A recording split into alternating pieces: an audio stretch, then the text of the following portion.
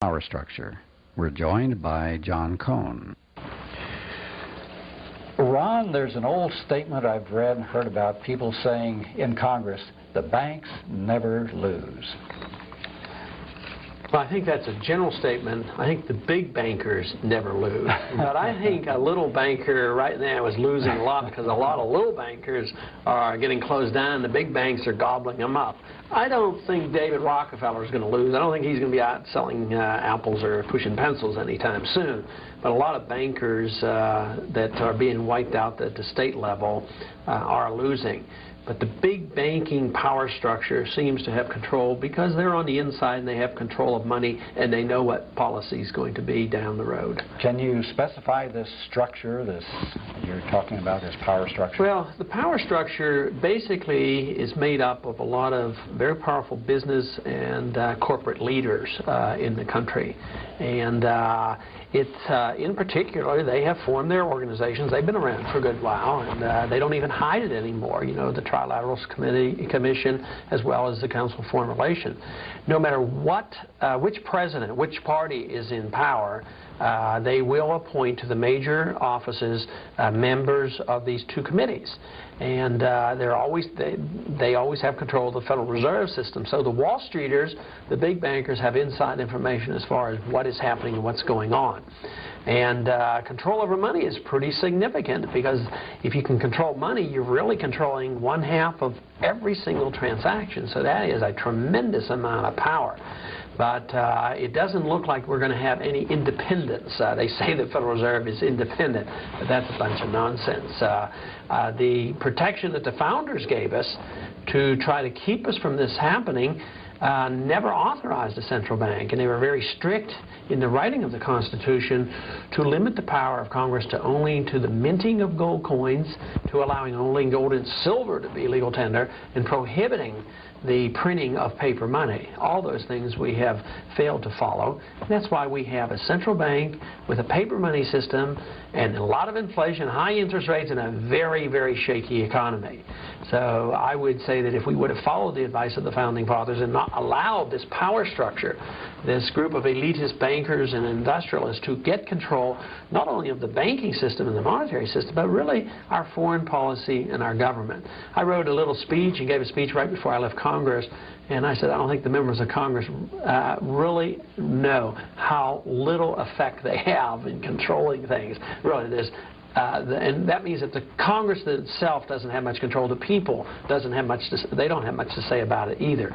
The control of overall policy is really in the hands of a very small number of people who control all the administrations, all the appointments to cabinets, and certainly all the appointments to the Federal Reserve. Well, that shows we have a single-party political system in the United States. Just maybe split in two a little bit, but there's really no difference. It's a single party, and if you look at the obstacles put in our way as libertarians to get on ballots, it's an outrage because we have to spend more than 1/3 of our energies and our monies just to apply to get on state ballots, and this distracts us. Some states it's almost impossible to get on.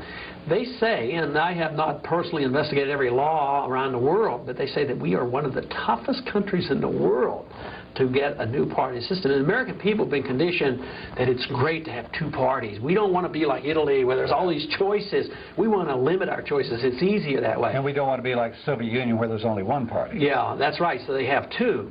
But if policies never change, what's the difference? So we do have one party. If policies never change, you know, if there would have been a difference, maybe under the Republicans we would have had closer to a balanced budget, but the deficits were worse with the Republicans. But foreign policy, the policy of intervention, subsidizing communism, and helping rich allies, that always continues, Republicans or Democrats. It was the same policy, Republican or Democrat, that supported wars like Korea and Vietnam, and the CIA operations and the FBI. All these operations are endorsed by the other two parties. But for that reason, what do? They can control the funding as well. The other two parties get over $100 million handed to them. You know, not too long ago, we had the two conventions on national television, Republican and Democratic convention. And the American people didn't watch. They should have. They paid for it. They paid $9 million.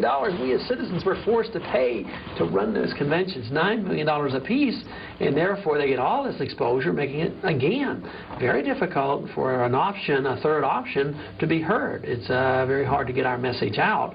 But the control is there, whether it's in the political control or the banking control or in government policy control in the administrations. I want to touch, if I may, just on your comment a moment ago about the departing speech that you left with your colleagues in Congress. You were there for 4 terms, and I think are aware of the general level of awareness of your colleagues in Congress at that time. Do they really not know that that all of this is going on, that the power structure is there, unseen, but really manipulating the strings? Most of them don't know. Most of them are suspicious that the problems are more serious than they would never ever admit publicly, but they don't understand the policies. I've had a lot of members on the banking committee come up and ask me questions. How does the Federal Reserve System work?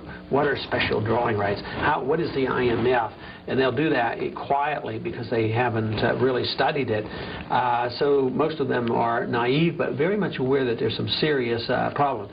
But if you get somebody at the head of a committee that's been around for 30 years or so, I think that they know very much what's happening.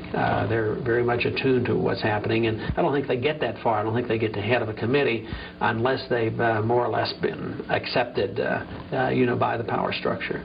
I did a study, or just a quick look, a few years ago after reading the Joint Economic Report of the Joint Economic Committee in Congress.